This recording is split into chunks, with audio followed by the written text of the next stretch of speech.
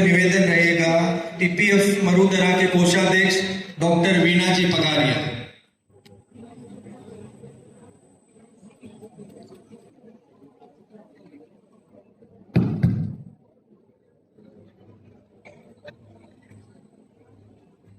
परम श्रद्धेय आचार्य श्री महाश्रवण जी के चरणों में कोटि कोटि वंदन।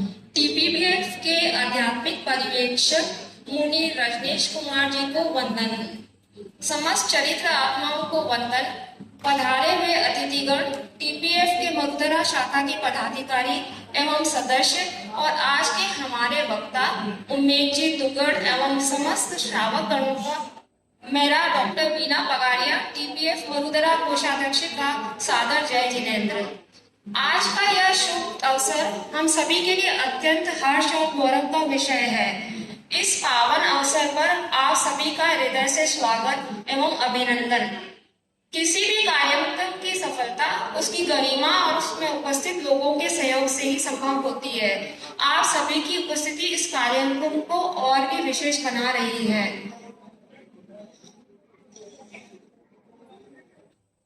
मौका महान वास्तुविद श्री उम्मेद जी दुग्गड़ के परिचय का है। वास्तु से संबंधित उनकी गणना बिल्कुल सटीक है। उनका यह लगभग 50 वर्षों का अनुभव है। वास्तु पर उनकी बहुत सी पुस्तकें व ग्रंथ प्रकाशित हो चुके हैं।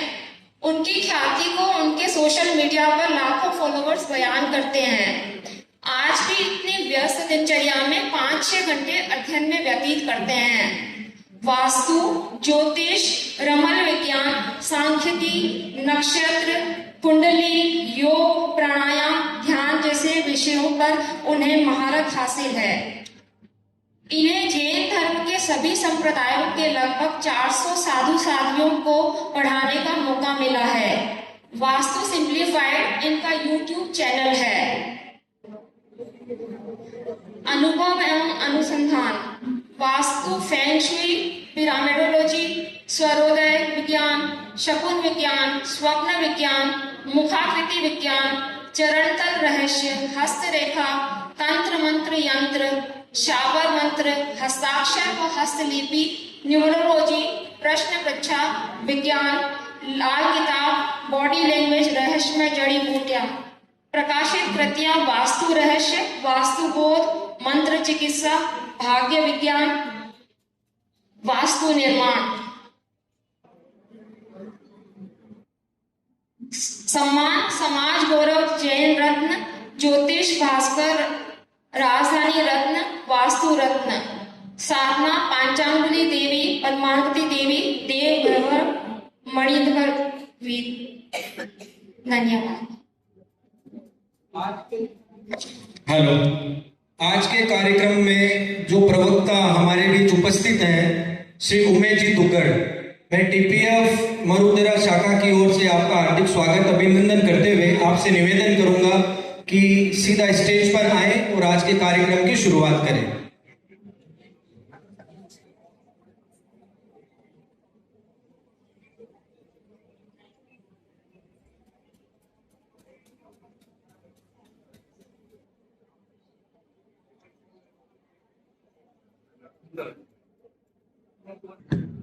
प्रातः स्मरणीय आचार्य पर्वत के चरण कमलों में कोटि कोटि वंदन।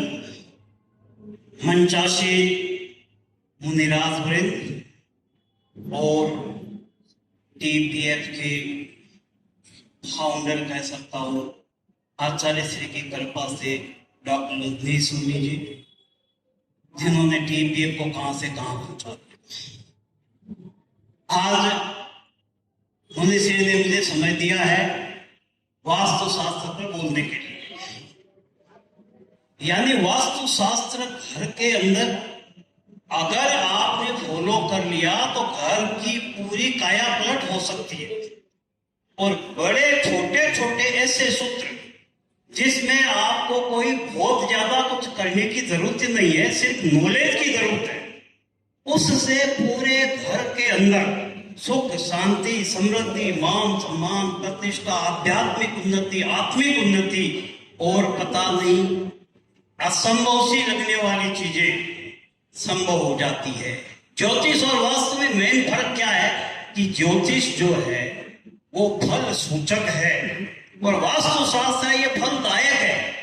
आप वास्तु शास्त्र के नियमों को फॉलो करेंगे तो आपको तुरंत रिजल्ट मिलना शुरू हो जाएगा। इसलिए आज की कार्यशाला में मैं आपको कुछ छोटे छोटे भी ऐसे सूत्र बताऊंगा जिनको आप ध्यान से आप सुनिए। उससे पहले, क्योंकि याद रखना बहुत जरूरी है, आजकल 40-45 साल में ही लोग कहते हैं कि भूलने की आदत हो गई, कुछ याद ही नहीं रहता।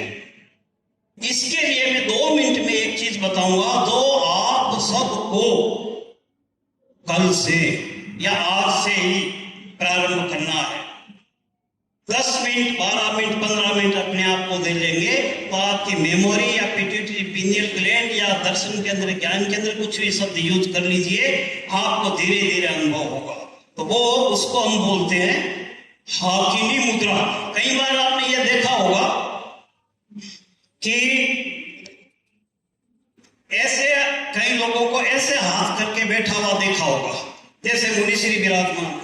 ये इसका नाम है हाकिनी मुद्रा। आपको मालूम होगा, मैं 2 मिनट में भूमिका बना के फिर वास्तु पे आऊंगा कि आपको मालूम होगा 7 चक्र है हमारे, मूलाधार, स्वादिष्ठान, मणिपुर, अनहद, विशुद्ध, आज्ञा, सहस्त्रार, 7 चक्र हैं जिसको हम शक्ति के अंदर, आनंद के अंदर, हमारे प्रेक्षा जान में कहते हैं। उनमें एक के अंदर आज्ञा चक्र जो छठा केंद्र है, जो दोनों आंखों के बीच में है, इसको तीसरी आंख कहते हैं।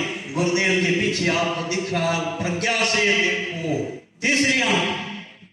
यानी इस मुद्रा का, हाकिनी मुद्रा का सीधा संबंध हमारे तीसरी आंख से है। और मेमोरी के लिए, स्मरण शक्ति के लिए, तुरंत डिसीजन पावर के लिए, अच्छी से अच्छी स्पीकिंग के लिए। कई बार तो मैंने देखा है ट्रंप को, मोदी जी को, कईयों को मैंने खुद अनुभव किया है। साइंटिस्ट भी कई ऐसे बैठते हैं। तो फिर इस पे रिसर्च हुई। हमारे यहाँ तो इस मुद्रा का बहुत सालों से वर्णन है, इसलिए मैं ज्यादा इसमें समय नहीं लूंगा, कभी अलग से इसकी कार्यशाला होगी। इसको बोलते हैं हाकिनी मुद्रा, आज्ञा चक्र की देवी है। रोज आप 5 मिनट 10 मिनट इस मुद्रा में बैठने का अभ्यास करेंगे। और इसके साथ में आप पूरक, कुंभक, रेचक भी कर सकते हैं। इसके साथ में धीरे धीरे श्वास लीजिए, पूरक, रोकिए कुंभक और छोड़ दीजिए रेचक। पूरक, कुंभक, रेचक। पूरक कर कुंभक करे, रेचक पवन उतार, ऐसे प्राणायाम कर खुली सिद्धि का द्वार। तो इस हाकिनी मुद्रा के साथ में आप ये कर सकते हैं और करना चाहिए। फिर आप मेमोरी देखिए, 3 महीने में आपको फर्क महसूस होगा। एक दिन में तो जादू है नहीं। एक लाइन आप सब बोलेंगे मेरे साथ में, नमो जीर्णाणम जिये भयाणम, नमो जीर्णाणम जिये भयाणम, नमो जीर्णाणम जिये भयाणम, नमो जीर्णाणम जिये भयाणम। वास्तुशास्त्र ये अचानक कहां से आ गया भाई साहब? अचानक ही हमारे आगमों में भी इसका वर्णन है। महावीर भगवान भी दीक्षा देते तो किधर मुंह करके दीक्षा देते थे? सारा वास्तु ही तो। वेदों में एक शिल्प वेद है, वो सारा वास्तु शास्त्र पे। 1372 का मेरे पास एक ग्रंथ है, 1372 संवत का वक्तु विद्या प्राकृत में, सारा वास्तु शास्त्र पे। लेकिन धीरे धीरे लोग इसको भूल गए। अब ये वापस धीरे धीरे लोग इसको समझने लगे, क्योंकि इसका फायदा होने लगा और फायदा प्रत्यक्ष को प्रमाण किया, इसलिए इसका महत्व आज बहुत बढ़ गया है। इसमें मेरी किताब भी, वैसे तो मेरी 20 किताबें लिखी हुई है वास्तु शास्त्र में। मितान वास्तु निर्माण 16 बार छप गई है वास्तु शास्त्र में। सबसे पहले क्योंकि समय के आधार पर मैं चलूंगा, मेरे को 4 घंटा चाहिए, मुनिश्री ने 1 घंटा दिया, वो भी बहुत कृपा करी। तो सबसे पहले जो आपके, मैं वही चीजें बताऊंगा जो आपके सारी लौकिक व्यवहार में और आध्यात्मिक में भी उपयोगी है। सबसे पहले मैं लेता हूं मुख्य द्वार, मेन गेट। अच्छा बुरा जिसको भी आना उधर से आएगा। सिंह द्वार, तो इसके बारे में मैं तो कुछ बोलूंगा नहीं। द्वार क्या कहता है, द्वार खुद क्या कहता है, जिसको हमारी भाषा में बोलते हैं द्वार वाच, द्वार वाच मैन, वो क्या कहता है। अब उसको आप एक बार ध्यान से सुनिए, फिर मैं आगे धीरे धीरे चलता रहूं। मुझे हमेशा दो पल्लू का बनाया जाए। राजस्थान की तो ज्यादातर हवेलियों में देखिए दो पल्लू का ही मेन गेट मिलेगा, अंदर के दरवाजे भी दो पल्लू के। फिर ऐसे बताया गया कि दिन भर भाई भाई लड़े, बाप बेटे लड़े, सास बहू लड़ी, दिन भर लड़ाई खूब हुई घर में, लेकिन शाम को जब दरवाजा मेन गेट बंद करते हैं, दोनों गले मिलते हैं कि आज की कोई भी नेगेटिविटी कल कैरी फॉरवर्ड नहीं होगी। इसलिए दो पल्लू शाम को तो गले मिलेंगे ही मिलेंगे, कल तक कोई चीज नहीं चाहिए। नंबर 2, द्वार कहता है मैं जब खोलूं और बंद किया जाऊं तो किसी प्रकार की चरमराहट की आवाज नहीं होनी चाहिए। अगर ऐसा हुआ तो मैं उस भवन में रहने वालों के लिए भय पैदा करूंगा। कई बार देखो कि आचार्य श्री महाप्रज्ञ जी कई बार फरमाते थे कि आवाज किया हुआ है किवाड़ में, आवाज नहीं होनी चाहिए। तो बात तो साफ समझने की चीज है। इससे कोई भी दरवाजा गेट खोले तो चरमराहट की आवाज कभी नहीं होनी चाहिए। फिर क्या कहता है आगे देखिए, मुझे हमेशा दहलीज युक्त बनाया जाए। शहरों में आप देखिए चौखट बोलते, बोलने को चौखट बोलते थे, चौखट है और टिकट है, 1 2 और 3, नीचे वाली है कहां, दहलीज है कहां, भाई तो चौखट क्यों कहते हैं, टिकट है। दहलीज की नीचे वाली दहलीज की तो पूजा होती थी, इसलिए वो कहते हैं मुझे हमेशा दहलीज युक्त बनाया जाए, नहीं तो मैं उस भवन में लक्ष्मी का स्थिरवास नहीं होने दूंगा। अब आप समझ गए होंगे, यहाँ तो हमारे हवेली में सब जगह नीचे बड़े बड़े पुराने मंदिरों में देखिए बिना चौखट कुछ नहीं होता था, और दहलीज को लांग के ऊपर से जाते थे, कभी भी दहलीज के ऊपर पैर नहीं रखते थे। गृह प्रवेश होता था तो पंडित जी कहते थे दहलीज के अंदर राइट पैर रखो। शादी होके दूल्हा दुल्हन आते थे, पंडित जी बोलते थे दहलीज के अंदर ये पैर रखो। दहलीज की पूजा होती थी, हल्दी से पूजा करते थे। और कई लोग तो आज भी सुबह सुबह उठते हैं, मेन गेट खोलते हैं तो सबसे पहले ऐसे दहलीज को प्रणाम करते हैं। स्थिरवास, एक पुराने ग्रंथ में बताया गया कि दहलीज जिसके है उस घर में लक्ष्मी का स्थिरवास होता है। तो द्वार कहता है मुझे हमेशा दहलीज युक्त बनाया जाए। फिर द्वार आगे कहता है मुझे मांगलिक चिन्हों से सुशोभित किया जाए तो मैं उस भवन में मंगल ही मंगल करूंगा। जैसे हमारे जेएनयू का परस्पर दिवा नाम है, या स्वस्तिक है, या मंगल कलश है, मीन युगम है, जो शुभ ओम है, जो शुभ चिन्ह है उससे सुशोभित किया जाए, ये द्वार खुद बोलता है। फिर द्वार क्या कहता है, मैं कभी भी भंग हूं तो तुरंत मुझे ठीक कराया जाए, नहीं तो मैं उस भवन में रहने वाली स्त्री संज्ञक वस्तुओं के लिए नुकसान पैदा करूंगा। यानी उसमें लेडी जो भी माताएं पहले, इसलिए कभी भी मेन गेट टूट जाए ना उसको तुरंत रिपेयर करा देना चाहिए। फिर द्वार कहता है मेरे सामने बाहर और अंदर कोई द्वार भेद ना हो। Obstacle in front of main gate, दरवाजे के ठीक सामने खंबा आ गया, दरवाजे के ठीक सामने पेड़ आ गया, वो उसकी प्रोग्रेस रोक देगा, मूल धन खत्म होता जाएगा, आगे तो बढ़ने की तो बात ही अलग है। तो मुझे किसी भी प्रकार का द्वार भेद नहीं होना चाहिए, ये वो बोलता है। द्वार तो बातें बहुत चीजें बोलता है, आगे की सारी चीजें फिर छूट जाएगी। इसलिए मेन है कि मुख्य द्वार का आप हमेशा जो मैंने पॉइंट बताए हैं इसका ध्यान रखना सबसे जरूरी है। अगर आप बीच में पॉइंट आ गया मेन द्वार पे, फिटकली समझते एवं थोड़ी सी देशी फिटकली एंटी के ऊपर बांध दीजिए, दृष्टि दोष, नजर दोष, ये सब दूर हो जाएंगे। और उसमें कई है, काले कोड़ी की नाल है, कोड़ियां है, काल कोड़ी है, पीली कोड़ी है, हरी कोड़ी है, कई चीजें उसमें अलग अलग है। तो तंत्र शास्त्र में वर्णन आया है, जो हमने वास्तु शास्त्र में ले लिया। ये एक चीज आपको मैंने बताई मुख्य द्वार या मेन गेट के बारे में। दूसरा और बोलता है, एक बात याद आई, मैं हमेशा अंदर ही धकेला जाऊं कि बाहर से आऊं तो मैं पुश करके अंदर आऊं, पुल करके नहीं। इसका क्या राज है भाई? बाहर देवी लक्ष्मी खड़ी है, हमारे गुरुदेव खड़े हैं, तो पहले मैं गुरुदेव को कहूंगा महाराज जी, गुरुदेव आचार्य जी लाल चालो पीछे वो तो शुभ चीज है ये। और अगर वो दरवाजा ऐसे अंदर खुलता है तो मैं सीधा कहूंगा गुरुदेव पधारो, सीधा हो सकता है यही राज हो। वो द्वार बोलता है मैं हमेशा अंदर की ओर धकेला जाऊं तो मैं उस घर में सुख शांति हमेशा पैदा करता रहूंगा।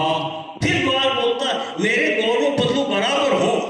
आगे ये और बोलता है, आजकल शहरों में देखिए एक बड़ा और एक छोटा, एक आंख बड़ी थी और एक आंख छोटी सी। फिर द्वार बोलता है मुझे बराबर बनाया जाए, छोटा बड़ा न बनाया जाए, नहीं तो मैं उस घर में अनेक बीमारियों को पैदा करता रहूंगा। तो ये छोटी छोटी चीजें आपको मैंने एक बताई द्वार की। दूसरी चीज, पहले एक दो चीज दूसरी बताता हूं कि घर में सुख शांति के लिए दो तीन चीजें, चाहे घर कोई भी फेसिंग का हो, east west north south, south east north east, south west north west, पूर्व पश्चिम उत्तर दक्षिण, वायव्य आग्नेय नैऋत्य ईशान, कोई भी दिशा का हो, दो चार चीजें हर घर में होनी चाहिए और उसका इफेक्ट आपको थोड़े दिनों में महसूस होगा। मैंने तो 30-35 साल में सैकड़ों घर देखे, इसलिए मैं प्रैक्टिकल बता रहा हूँ। मोर पंख, अब महाराज जी कह रहे हैं कितने मोर यहां घूम रहे हैं, कितना इफेक्ट। आचार्य श्री माफ कर कीजिए, आचार्य श्री तुलसी के जब वो मुनिरा जी पहले वो बिछाते थे तो वो मेरे को खूब याद है, छोटी सी मोर पंख रखते थे, उससे वो ऐसे करते थे। उसके बाद में गुरुदेव विराजते थे। दिगंबर परंपरा में तो पिच्छक रखते हैं, दिगंबर परंपरा में मोर पंख का बना होता है। और तो और कृष्ण भगवान ने सबसे ऊपर मोर पंख को स्थान दिया अपने मुकुट के अंदर। तो फिर आप अब सोच रहे हैं कि आप कहना क्या चाहते हो? मैं कहना यह चाहता हूं कि 5 मोर पंख हर घर में, पूरे मोर पंख पूरे हुए। सबसे इंपॉर्टेंट तो मोर पंख के एकदम के नीचे वाला जो हिस्सा होता है तो ट्रांसपेरेंट होता है, वेरी वेरी इंपॉर्टेंट। तो अपने को मोर पंख चाहिए पूरा, 5 मोर पंख आप घर में। अच्छा एक बात याद हो रही, पुराने जमाने में झाड़ा देते थे ना, झाड़ा समझते हैं किससे देते थे? ऐसी उसमें क्या खूबी है? और मंदिरों में, कई मंदिरों में आपने मोर पंख देखे होंगे, तो कुछ तो होगा उसमें। राहु और केतु की कोई भी दिक्कत आ रही होते, काम नहीं हो रहे हो, आप 5 मोर पंख लगाते हैं। काल सर्प दोष अगर आप समझते हो, राहु केतु के साइड में सारे ग्रह आ गए, उसको काल सर्प दोष कहते हैं। खतरनाक चीज होती है, कई बार कई मुसीबतें लाता है, शादी में, विवाह में, काम धंधे, व्यापार में।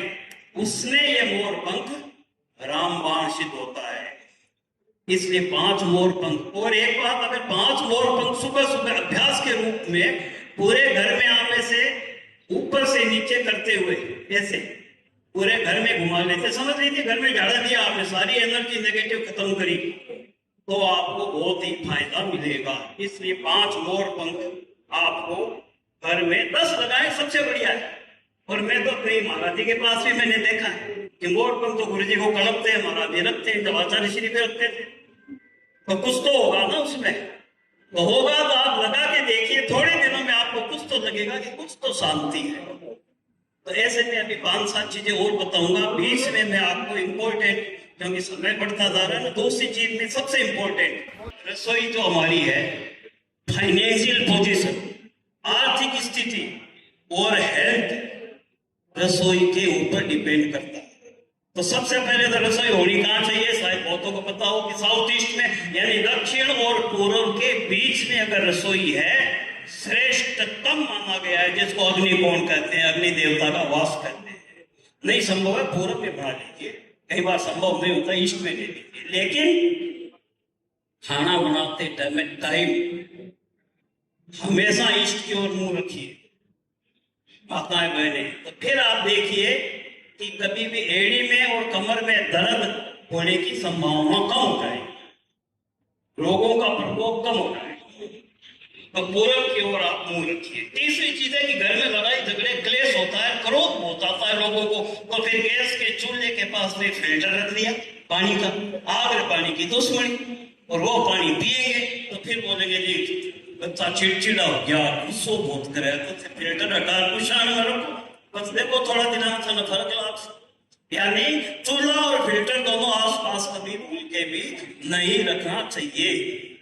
फिर अभी तो मैंने आपको बताया तवा, ये इंपॉर्टेंट, वेरी इंपॉर्टेंट। रात में तवे को जूठे बर्तनों के अंदर रख देते हैं, सुबह कामवाली आएगी धोएगी, बिल्कुल नहीं। बदनामी का मुख्य कारण, कभी भी नहीं रखेंगे। नंबर 2 सबसे इंपॉर्टेंट, तवे को काम होने के बाद उल्टा रख देते हैं। एक परंपरा तो मेरे को पता नहीं, मानते हैं कि किसी की डेथ हो जाती है तो तवे को उल्टा कर देते हैं। यानी कभी भी किसी भी हालत में भूल कर भी तवे को उल्टा नहीं रखना चाहिए। कैसे रखेंगे ये आप सोच लीजिए। अब रही बात, घुसते ही हर आदमी को तवा दिखता है, घर में नजर होगी, बच्चों को नजर लगेगी, धन दौलत पे नजर लगेगी, खाने पीने पे नजर लगेगी, अन्न पे नजर लगेगी। तो कभी भी ऐसी जगह तवा ना रखे कि आड़े जाने वाला हर आदमी तवे को देखे, इसलिए तवे को हमेशा छुपा के ही रखना चाहिए। फिर तो वो गर्म हो को नहीं हो, ये पानी का छींटा मारे, बस के माँ के लोग मजाक बनावे, मत करो। पानी का छिंटा मत करो, लगाओ मत। ये अशुभ है, पुराने लोग जो जानकार थे वो मानते थे। तो इसका सबसे बढ़िया फायदा लेना हो तो सुबह सुबह जब तवा रसोई पे या चूल्हे पे या गैस पे लगाते, दूध का छिंटा दे लीजिए, सबसे शुभ सुकून देने वाला माना गया है। या एक चुटकी नमक तवे पे डाल दीजिए, तो उस घर में, क्योंकि खाना तो वही खाना है सबको, और वो अगर प्रॉपर चीज हो गई तो पूरे घर के अंदर फायदा ही फायदा है। फिर पहली रोटी, तवे पे होने वाली पहली रोटी किसकी होनी चाहिए? आपा कहेंगे ना, रात में रोटियां बच गई, 3-4 फुलका बच गया, गाय ने दिया, क्यों? तो कहीं मतलब बच गई, गाय ने दिया बारे, अरे गाय कामधेनु माता, सबसे पहली रोटी किसकी होगी आगे से? और आखिरी रोटी है कुत्ते की, आखिरी रोटी कुत्ते की। कुत्ते को देना चाहिए खाना रात में, गाय को देना चाहिए खाना दिन में। तो ये आप अभ्यास पुराने लोग तो करते ही थे, सबसे पहली रोटी गाय की निकालते थे, मेरे को अच्छी तरह याद है, बीच में लोग भूल गए। और आले तो गिड़गिड़े हल्का बना महाराज थे, कत्ता खाओ, पहले पूछ रहे थे, कत्ता खाओ, छे कत्ता खाओ, 6 हल्का बना दे। अरे और महाराज जी पधार गए तो फिर क्या मतलब? तो इस पे अपने को फिर एक चीज,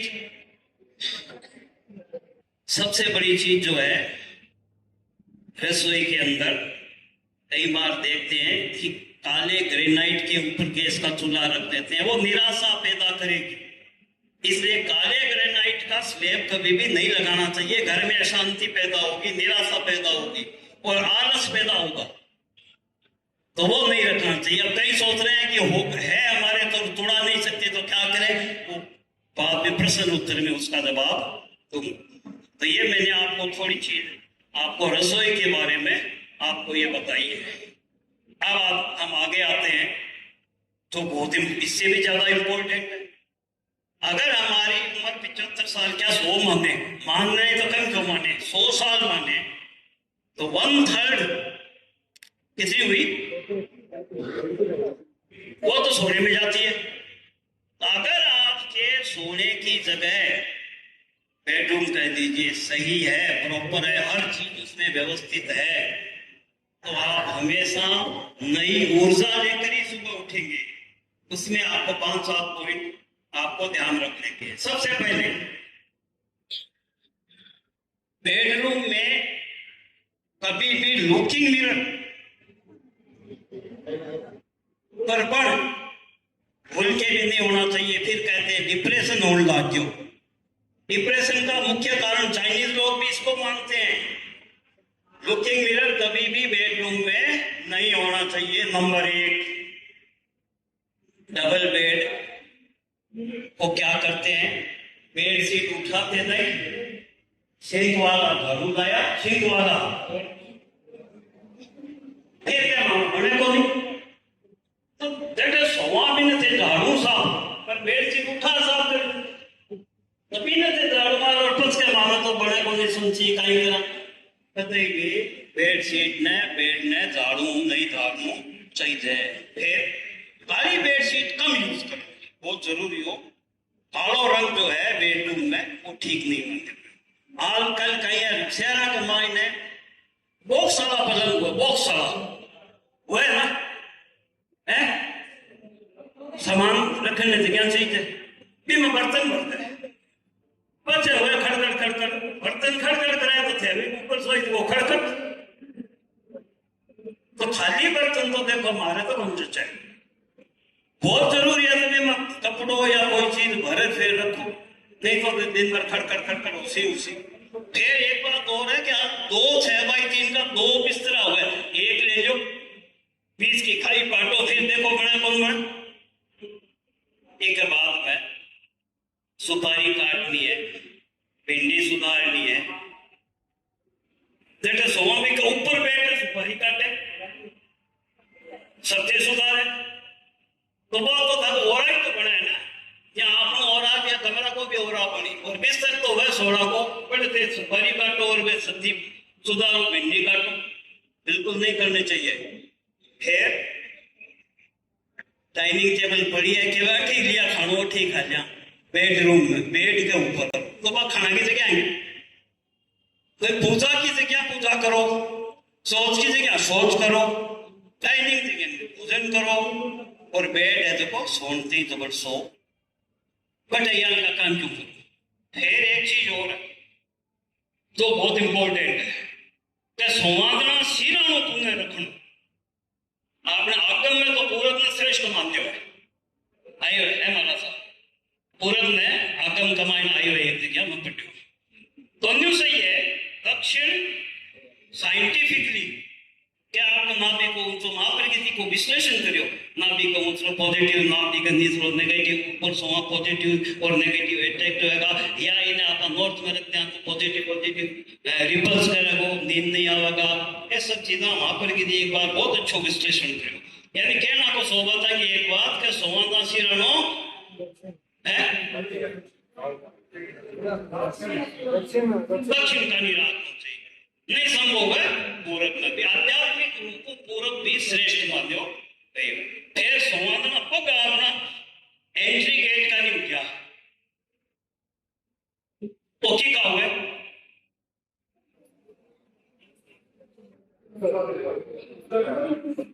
कदे भी यहाँ को काम पग अपना भी गेट का नहीं कदे भी नहीं होना चाहिए। सिराना उत्तर में तो करना ही नहीं है, वो तो पक्को रखो। उत्तर में की को है और शरीर भी टूटना शुरू होती थोड़ा दिन में, उल्टा पुल्टा सपना आई, डिप्रेशन उसी मैं तो बहुत अनुभव करके देख ली, तो वो काम मत करो। फिर बेड के नीचे जगह हुए, रात में जूता भी के नीचे है, अरे जूता क्या का है महाराजा ने आप तो महाराज तो कपड़ा का आपने तो चमड़ा के भी हुए, चमड़ो कहीं टकी को है, ऊँट को है, बैल को है, और जूता सन्नी को वास भी वो भी है। या मंदिर दामाद कोई कहे नहीं महाराज जूता चोरी हो गया ना, महाराज कहता चौको मेरी चौको ताको सन्नी उतरियो, कभी न थे कि नीचे बिल्कुल मत काम करो, सुख शांति चाहिए तो काम मत करो। अच्छा एक चीज और याद आई, जरा आप सोवानी ना कई लोग एक में घर गए ना लेडी बहुत परेशान है कि भाई जी इज्जत भी सो गए मुंडो खुद हो रहा है।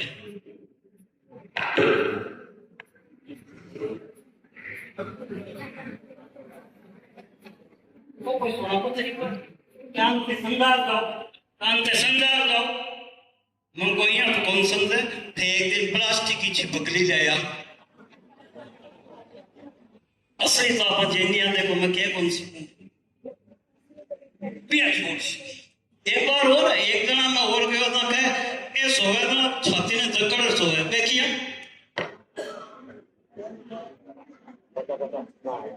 मम्मी बात है क्या इन्हें तो साइंस की गलत मालूम डाल दी आपने हर को बहुत रेत निकला यानी ये सो है तो सो है ये मम्मी हाथ है यहाँ बांध अब सोई तो इन्हें तो साइंस ही गलत मानते आप तो बस क्या वहां का भैया वो छाती पर हाथ देर मत सो एक दिन और में गयो देखा भाई जी ध्यान सुन जाओ ये सोए तो लाड़ साहब वाले दिया सुबह वो लाड़ साहब वाले दिया वो कहीं हुए तो देखो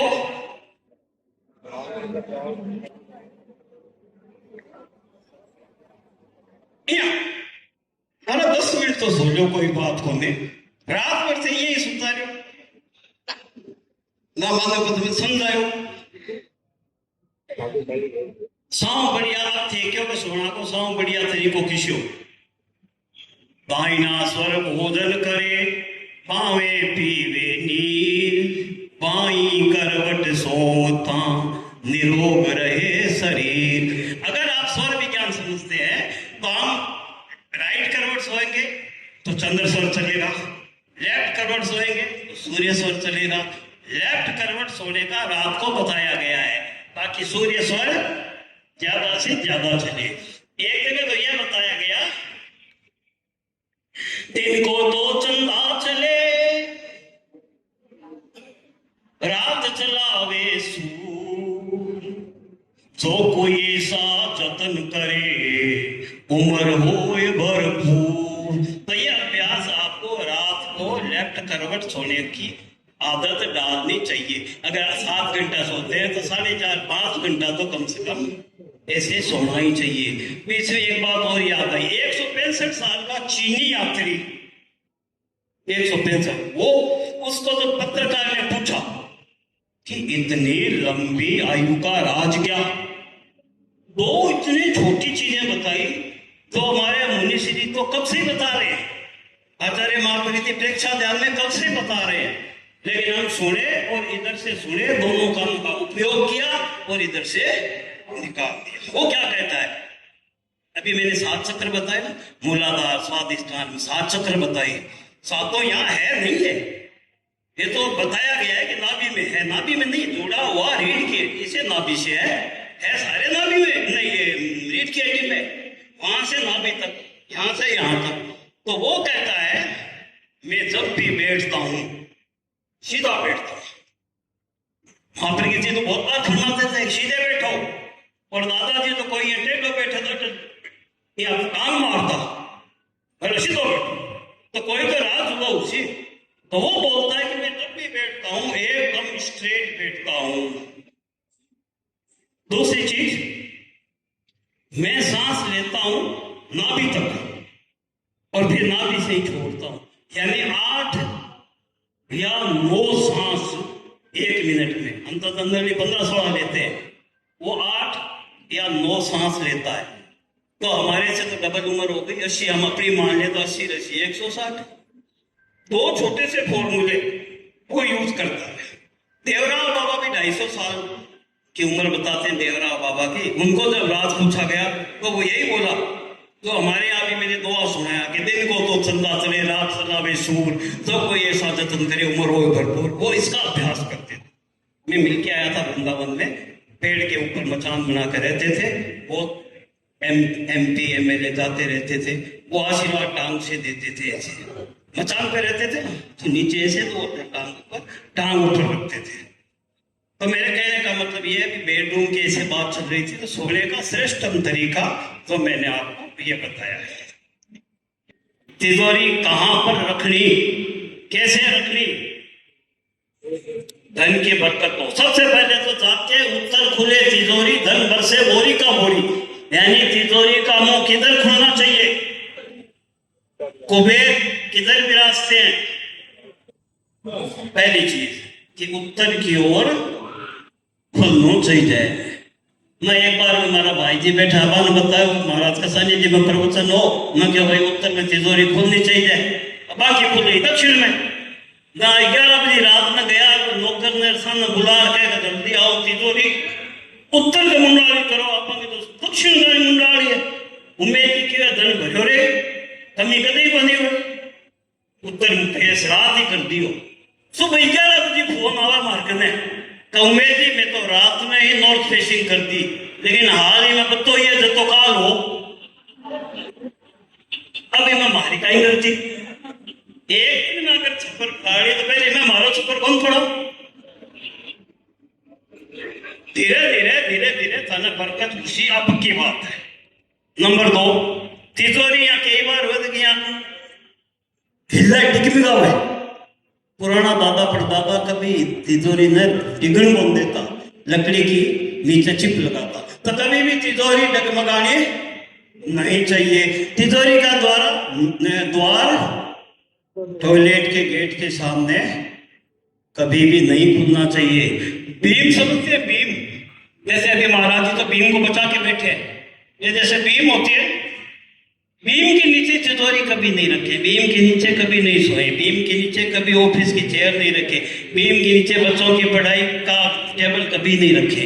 वो हमेशा ये खुद टेंशन में रहती है, तो नीचे बैठेगा वो आदमी टेंशन में रहेगा। अगर नीचे सोते हैं और हमारे पैर बीम के नीचे आते हैं तो पैरों में दर्द थोड़े दिनों में शुरू होगा, करके देख ले। अगर सिर आता है तो सिर में दर्द शुरू हो जाएगा। तो बीम के नीचे कभी भी अपने को तिजोरी भूल के भी नहीं रखनी चाहिए। तिजोरी में अगर अलग रूम है तो मिरर नहीं लगाना चाहिए कभी भी, वो उसको बदल देगा। तो तिजोरी आपको उत्तर की ओर खुलने वाली श्रेष्ठतम दिशा में होनी चाहिए। कभी कभी लोग ये पूछते हैं पूजा घर के बारे में कि पूजा घर कहाँ होना चाहिए। हमारी परंपरा में तो मूर्ति वगैरह का तो कोई विधान है नहीं, लेकिन आप कहोगे कि हमारे लिए वास्तु थोड़ी बना है तो मैं कुछ बता सकता हूं। मैं पूजा घर अगर छोटा सा, बड़ा तो बनेगा ही नहीं घर में, ईशान कोना पूरब और उत्तर के। अब बीच में एक चीज याद आई, 1-2 में पूरा वास्तु आ गया। ईशन पूजा मेरित भारी अग्नि अगन जरावे, वायव्य खुल्ला नाभि खाली कोई घर राम रमावे। ईशन पूजा नॉर्थ ईस्ट में चाहे सामायिक कक्ष कह दे या पूजा घर कह दे या मंदिर, ईशन पूजा नेरित भारी, नेरित बोलते ईशान के सामने वाला डायगोनल साउथ वेस्ट, वो भारी। अग्नि अगन जरावे साउथ ईस्ट में जनरेटर बॉयलर भट्टी रसोई ये सब रख दीजिए। वायव्य खुला नॉर्थ वेस्ट, खिड़की दरवाजे सुबह सुबह खोल दीजिए। नाभि खाली, नाभि ब्रह्मस्थान शरीर की नाभि 72,000 नाड़ियां जुड़ी हुई, थोड़ी नाभि खिसक जाए जब तक सेट नहीं हो परेशानी। इसलिए नाभि खाली, बीच में कोई भी चीज नहीं रखनी चाहिए। अपने हवेली में देखिए बीच में तो चौक मिलेगा एकदम ओपन टू स्काई। अब आप बहुत सोच रहे हैं शहर में ऐसा कहीं संभव हुआ है, क्या संभव हुआ है, बीच को खाली तो रख दो ओपन टू स्काई, नहीं तो वो तो संभव है एकदम बीच को ओपन टू स्काई। नाभि खाली यानी नाभि एकदम हल्की रही, पूरा शरीर में क्लॉकवाइज एनर्जी घूमेगी, क्लॉकवाइज एनर्जी की बात है। ये 1-2 में देखो कच्ची चीज आएगी, चारों तो दिशा आएगी और बीच को ब्रह्म स्थान आएगी। क्या कह रहे किसो आकार। अच्छा एक और चीज में थैंक यू घड़ी अभी आगे था लेकिन पहले पूछ लिया। मैं एक बार घड़ी पहन गए 150 रुपया की, नमन शाम 150 रुपया की, सामने आदमी के उम्मीद काम धंधा बंद रहे था, व्यापार चल को नहीं था। छह 2 महीना बाद में राडो 16 लाख की पेड़ दियो, मेरी काम धंधो बहुत तगड़ो चले था और घड़ी ने देख कर छे बारो अंदाजो लगा लिया। समय समय पाछो बनिया हुआ है, समय के चोटी बोली, समय ने अठो पकड़ लो, जावे बतलानो चोटी ढूंढो। कहने का मतलब है घड़ी किस दिशा में लगाए। दीवार घड़ी हमेशा पूरब और उत्तर में, या अगर डायगोनल है दिशाएं तो ईशान में घड़ी लगानी चाहिए। मैं 5 बार देखूंगा घड़ी तो पूरब की ओर मुंह करूंगा, 5 बार देखूंगा तो उत्तर की मुंह करूंगा, और दक्षिण में लगा दी तो यम को सूचक दक्षिण, तो बुंगा पे तो मैं घड़ी लगाऊं क्यों? पूरब और उत्तर श्रेष्ठतम है। नंबर 2, कई बार घड़ियां बंद हो जाए, अच्छा देश में पेंडुलम हमारी घड़ियां होती, बंद हो जाए तो बंद पड़ी है। चाइनीज लोग भी ने बहुत शुभ मानते हैं कि that watch is just like this watch, आपने हर टाइम को बार घड़ी है या हर टिक टिक है वह टिक टिक कर ली, बंद नहीं होगी घड़ी। कोई भी बंद घड़ी घर में कभी भी नहीं रखनी चाहिए। फिर बचिए 11 और भी दीवार के लिए पूरी 11, तो समय में ना क्यों चलो। 1 या 2 मिनट घड़ी ने हमेशा है समय आके चलो, तो घड़ी ने कभी भी बैग में नहीं रखनी, घड़ी कठ नहीं लगानी, साउथ में नहीं लगानी, वेस्ट में नहीं लगानी। एंट्री डोर जो है, एंट्री डोर है जो कटे भी के ऊपर घड़ी नहीं लगानी, वो घर में नेगेटिव एनर्जी क्रिएट करे। 5 बार दरवाजा खुलता है बंद होता है, नेगेटिव एनर्जी बढ़ेगी। तो कभी भी उसके सामने घड़ी, बीम होती है बीम, इसके नीचे कभी भी घड़ी नहीं लगानी चाहिए। चौकोर, rectangular, square, rectangular, Oval shape और गोल घड़ी, ये आकार तो है श्रेष्ठतम। और आजकल तो कोई घोड़ा को आप मुंडो बिम घड़ी, मगरमच्छ को ये तो सेब और बिम घड़ी, वो घर में ठीक नहीं है। इसलिए यह बताया गया कि दर्पण गोल लेडीज के लिए श्रेष्ठ माना गया है, और चौकोर, स्क्वायर और रेक्टेंगुलर वो जेंट्स के लिए। एक चीज और है, घर में शीशो लगावा ना माए जावा इतो हिस्सो दिखे वो ठीक को नहीं। अब संग जगह हो नहीं हो, आपनो पूरा प्रतिबिंब सामने आना चाहिए। आधो दिखावा मत करो। तो आपने जो भी घर लगाते हैं वो अपने को पूरा प्रतिबिंब शीशे में आना चाहिए। एंट्री के ठीक सामने शीशो कभी नहीं लगाओ। चाइनीज फेंगशुई में भी इसको खराब माना है और हमने भी खराब माना है।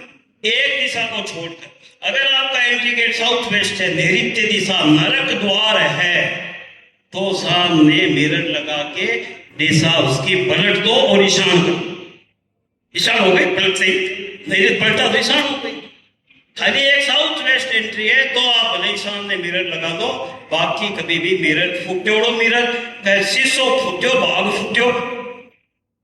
आपने जेनिया में तो अष्टमंगल है, अष्टमंगल में है बने हैं दर्पण, तो शीशो टूटना तो नहीं। पुराना लोग तो यहाँ कहता आज शीशो फुटे ताइए सो खुशी, पुराना लोग का जानकार है। तो फूटा हुआ शीशा कभी भी घर में रखना नहीं चाहिए। 5-5 दिन से शीशा का ऊपर मिट्टी जम जा, आपने चेहरा पर मिट्टी जम गई, इस वास्ते रोज शीशे को साफ करना चाहिए। और चलो किसी के कोई, वैसे तो अभी 2-3 घंटे का और है, वो 1:30 बज जाएंगे फिर रात को, तो 1:30 बजे तक तो महाराज जी भी नहीं बिराजेंगे ना। तभी किसी की कोई जिज्ञासा हो, कोई प्रश्न हो, वो आप पूछ सकते हैं।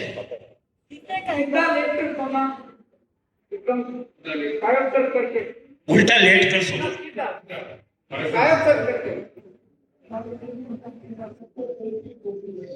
उल्टो सोवे भोगी, सीधो सोवे योगी, बाइनो सोवे रोगी और बायों सो है निरोगी।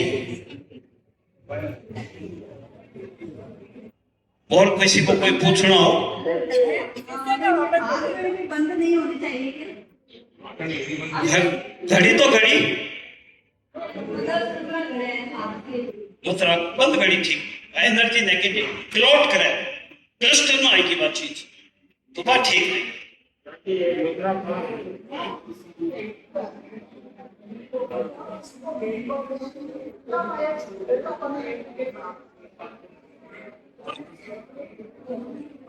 हाँ ठीक है, ये सबके काम का प्रश्न है कि महाराज जी ने अभी मेरे को एक बात याद आई, 1 मिनट दूंगा। ईशान सबसे महत्वपूर्ण है, फिर मैं जवाब देता हूं। नॉर्थ ईस्ट सबसे महत्वपूर्ण, हमारे शरीर का मुंह जो है, मुंह वो क्या है? वास्तु देवता का वो ईशान है, नॉर्थ ईस्ट है। तो ईशान दिशा सबसे इंपॉर्टेंट है, वहां अपने 4 अलमारियां रख दी। ईशान भारी होए, बैठ मुसाफर दिन भर रोए। तो ईशान में एंट्री, आप टोटल आपका घर है उसके 81 हिस्से कर लीजिए, 9 ऐसे और 9 ऐसे। उसमें 2 हिस्से ईशान के हैं, 2 हिस्से वायव्य के हैं, 4 हिस्से गए, 5 ईस्ट के आ गए या नॉर्थ के आ गए, उसमें आप बढ़ा लीजिए एंट्री गेट।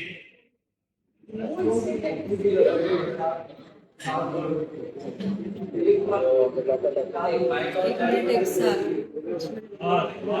वो मैंने अभी बताया तो था, फिर बता देता हूँ कि 7 घोड़ों की हो, पीछे सूरज सुबह सुबह का उग रहा हो और घोड़े दौड़ रहे हो और मिट्टी उड़ रही हो, ये श्रेष्ठतम है। कौन सी दिशा? दिशा में अभी मैंने बताया था कि घोड़े की दिशा नहीं है, जो अंदर अंदर आते हैं। ठीक। अच्छा, ग्रेनाइट का बोल रहे हैं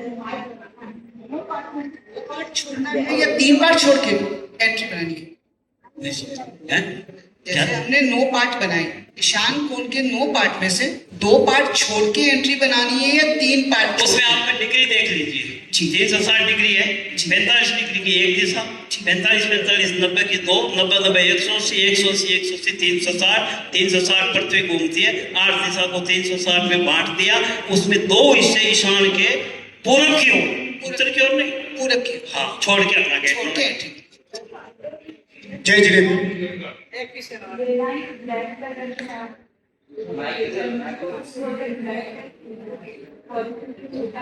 हाँ ये प्रश्न था, मैंने था बताया, कोई ना कोई तो पूछेंगे क्योंकि बहुत के ग्रेनाइट है।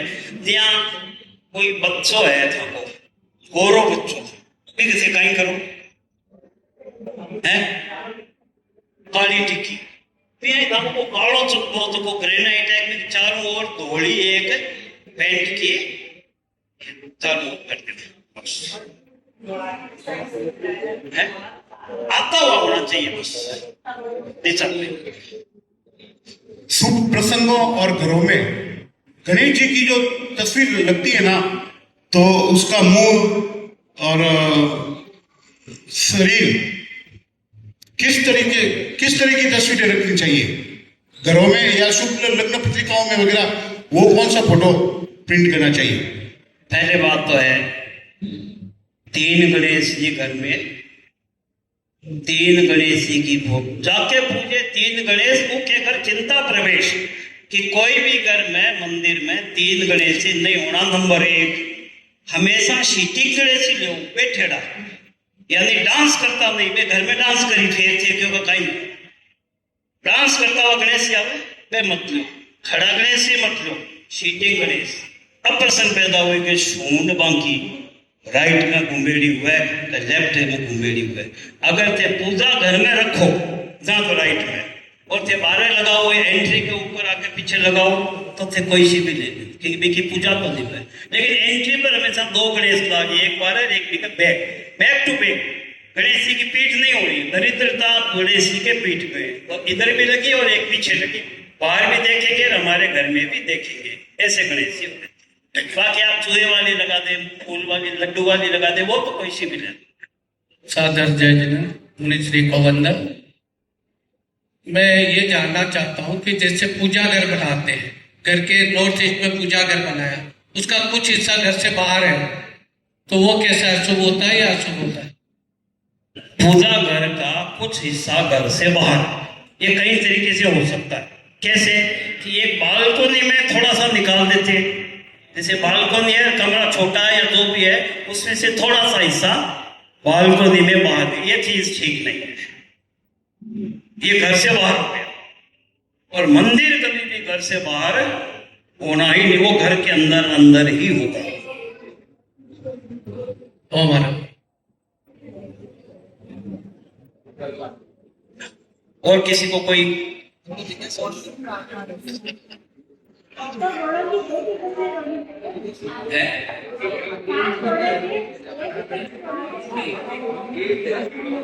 एक सातो रंग तो एक नंबर एक नंबर शक्ति गई, थोड़ी बुंदर काय फायदा। जय जिनेंद्र भाई एक साहब, है। जय जिनेंद्र भाई साहब, सीढ़ियों के नीचे यदि मंदिर हो तो कैसा रहेगा? एक मेरा वीडियो वास्तु सिंप्लीफाइड पे सीढ़ियों पर है। पहली बात, 1 करोड़ और 5 लाख लोग आज तक उसको देख चुके, खाली 1 मिनट का वीडियो है। तो सीढ़ियां कितनी होनी चाहिए मैं बता देता हूँ, 1 मिनट लेकर के जो पूछा है और भी कई सीढ़ियां होनी कितनी चाहिए। पुराने लोग तो सीढ़ियां बनाते थे, गिन के बनाते थे। इन यम राजा, इन यम राजा, इन यम राजा, इन यम, 8 सीढ़ियां मान लो बनाई। इन यम राजा, इन यम राजा, इन यम पे खत्म होगी। यम पर चढ़ रहा मायने जाओ, अंदर जाते हैं, बिल्कुल सही नहीं। नंबर 1, सीढ़ियों के नीचे टॉयलेट नहीं बनेगा कभी भी, सीढ़ियों के नीचे स्टोर नहीं बनेगा कभी भी, सीढ़ियों के नीचे किचन नहीं बनेगी कभी भी, सीढ़ियों के नीचे मंदिर तो बनेगा ही नहीं। उसके ऊपर से हम जाएंगे कैसे बना लेंगे? इसे ये कोई भी काम, सीढ़ियों को तो कोई डेकोरेट कर दो। और किसी का कोई सर, जिस प्रकार आपने बताया था कि अश्व की तस्वीर होती है फैक्ट्री में, ऑफिस में, तो उसी तरह क्या गाय की तस्वीर रख सकते हैं घर में? किनकी? गाय की गाय, गाय, अच्छा गाय, कामधेनु गाय या गाय, गाय की तस्वीर। नहीं वो तो मैं समझ गया। गाय, कामधेनु गाय के साथ तो नंदिनी बछड़ा होगा। कामधेनु गाय रखते हैं तो साथ में बछड़ा तभी फलेगा, ये एक चीज। गाय जहां रखेंगे नॉर्थ में गाय का मुंह होगा। थोड़ी इसमें दिक्कत आएगी क्योंकि गाय ऐसी होती है, लेकिन गर्दन जो है ये नॉर्थ में होनी चाहिए कामधेनु गाय की। और कभी भी बेडरूम में कामधेनु गाय नहीं रहेगी, रसोई में नहीं रहेगी, ड्राइंग रूम में रहेगी। श्रेष्ठतम दिशा वही है, उत्तर की ओर मुंह होगा, नंदिनी बछड़े के साथ में कामधेनु गाय होगा।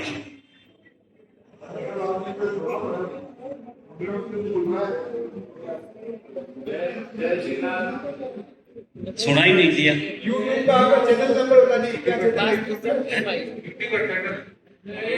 मेरा एक चैनल है वास्तु सिंप्लीफाइड, वास्तु सिंप्लीफाइड, करीब 3,55,000 अभी तक फॉलोवर है। आप देख सकते हैं यूट्यूब में वास्तु सिंप्लीफाइड। एक और है मेरा पाविष्टि सिंप्लीफाइड, 100 को तो वो भी आप देख सकते हैं। मुनिश्री के चरणों में सत वंदन। मैं आपसे कह रहा हूं कि जो आपने हमसे दुआ बुलाया था वो एक बार रिपीट कर दीजिए। जो 2 लाइन का दुआ आपने बुलवाया था ना शुरू में हम लोगों से। नमो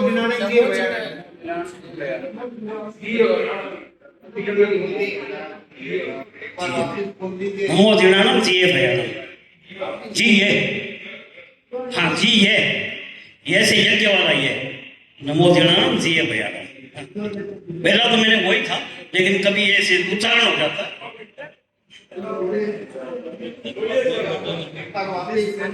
नमो दिनानम जिये भयानम। सर एक चीज पूछिएगा, अपना घर साउथ के, बोलने में ऐसा लगता है ये। लास्ट क्वेश्चन, सर साउथ के टी पॉइंट पे घर है, उसमें क्या उपाय थी? सब बोलते घर साउथ में टी पॉइंट पर घर है। T direct attack to our home. T है वो सीधा हमारे घर पे आक्रमण करता है, डायरेक्ट अटैक टू होम। पहली बात, कोई भी टी होना नहीं चाहिए नॉर्थ ईस्ट को छोड़ के। 7 दिशाओं का टी खराब। नंबर 1, साउथ का यानी यम का वो टी हमारे घर पे है। एकदम खराब है, वर्स्ट है, वो उसमें कोई भी सुखी नहीं रहेगा, काम धंधा व्यापार सब चौपट हो जाएगा। अब आप प्रश्न करेंगे कि न तो गली इधर खिसका सकते हैं, न मकान इधर खिसका सकते, तो कोई रेमेडी हो तो इलाज बताए। तो इलाज 100% तो काम करेगा नहीं, कोई भी नहीं करेगा, लेकिन 40-50% काम कर सकता है। तो लाल मुंह का बंदर एंट्री के ऊपर लगा दी। मिरर कौन सी दिशा में नहीं रहना चाहिए? जो दक्षिण है वो बंदर खाता है। लंका किधर थी? चढ़ा केड़ा किसने करी? बंदर ने। तो जो साउथ का डी है वहां सामने 3-4 बंदर लाल मुंह का लगा दीजिए, इसमें देखिए। मिरर कौन सी दिशा में नहीं रहना चाहिए? अगर वो मिरर शीशा मिरर कौन सी दिशा में नहीं रहना चाहिए? अगर वो बाथरूम में हो सकता है या सभी को सही भी जगह में वही रूल फॉलो होता गया? ईस्ट नॉर्थ और नॉर्थ ईस्ट में लुकिंग मिरर श्रेष्ठतम माना गया है, क्योंकि मिरर एनर्जी बढ़ाता भी है, एनर्जी उल्टी भी करता है। इसलिए ईस्ट नॉर्थ ईस्ट में मिरर सबसे बढ़िया होता है। नंबर 1, टॉयलेट अगर बेडरूम का है और वो टॉयलेट आपका बंद रहता है तो वहां जहां मर्जी लगा दीजिए, बंद रहता है।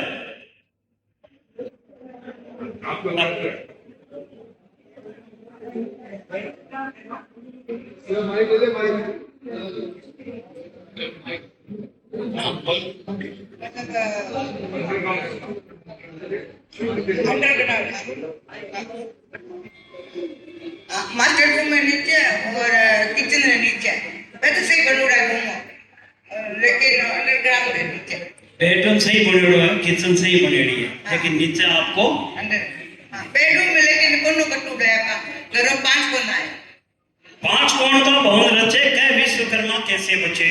5 कोण को कमरो, 3, 13, 5, 15, 8, 18 कोणा को कमरो नहीं होना तो आपका 5 कोण का तो ठीक करो। 5 आयो भाई तो ठीक करना पड़ी थी। क्रिस्टल लटकाओ, नहीं की हुआ तो क्रिस्टल पे आप लटकाओ। और वहां के नीचे आपके बेसमेंट है तो आप सोवा के खड्डा का ऊंचा, खड्डा का ऊंचा को ठीक करो।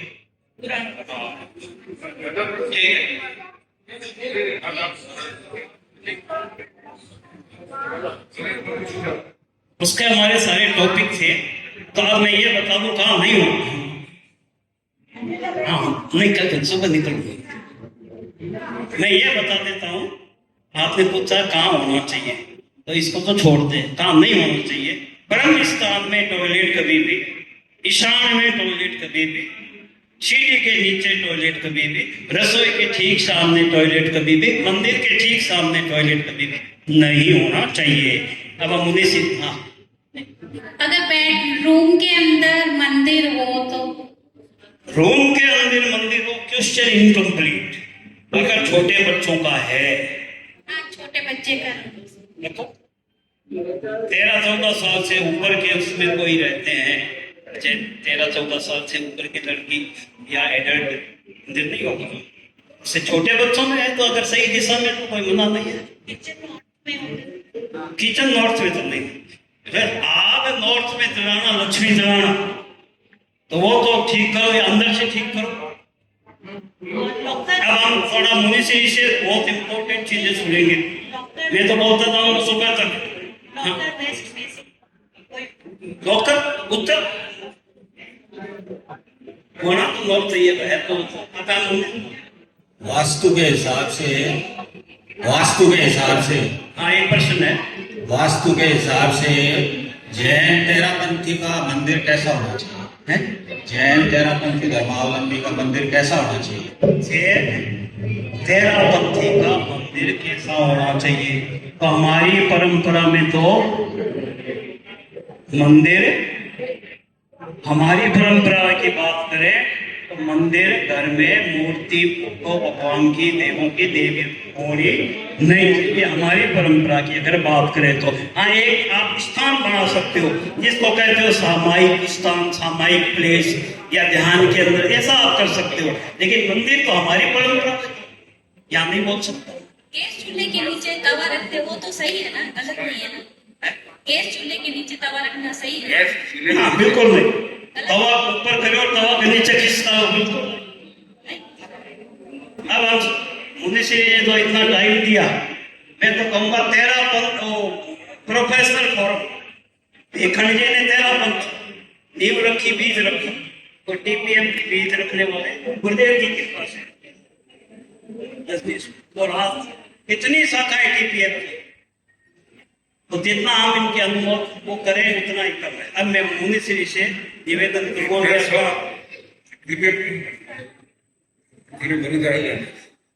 बहुत बहुत साधुवाद उमेश जी दुग्गड़ के प्रति। अब मेरा निवेदन रहेगा टीपीएफ मरुदरा के अध्यक्ष डॉक्टर श्रेयांश जी गोड़ावत से आभार ज्ञापन के लिए। उससे पूर्व टीपीएफ मरुदरा की पूरी टीम उपस्थित है, हम उमेश जी दुग्गड़ का सम्मान करना चाहेंगे। कृपया आप उमेश जी दुग्गड़ से निवेदन, टीपीएफ मरुदरा के सभी पदाधिकारी सदस्य गणों से निवेदन, उमेश जी दुग्गड़ का दुपट्टा मोमेंटो से सम्मान करें।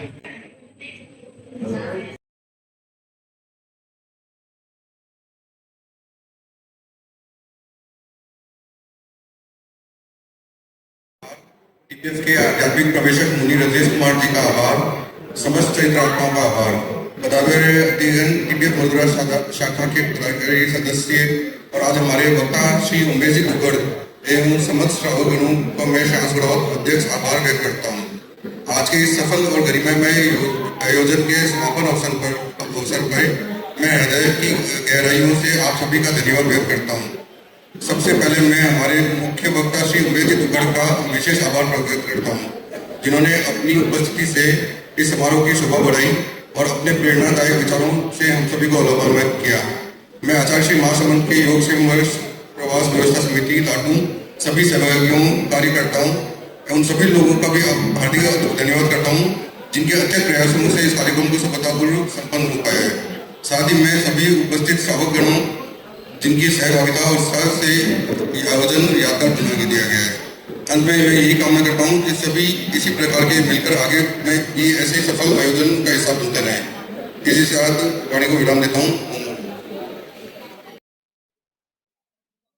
आज मरुदरा शाखा के द्वारा एक वास्तुशास्त्र पर एक छोटा सा सेमिनार रखा गया और हमारे उमेश जी दुग्गड़, हमने 2014 में दिल्ली में सुना था उनका भाषण, और एक अच्छे वक्ता है और लोगों को बांध करके रखने वाले हैं और नई नई जानकारियां समाज के सामने प्रस्तुत करते हैं। ऐसे कार्यक्रम भविष्य में भी कभी मौका लगेगा तो यहाँ समायोजित किए जा सकते हैं। तो आज अच्छा कार्यक्रम होगा, मंगल पाठ के लिए।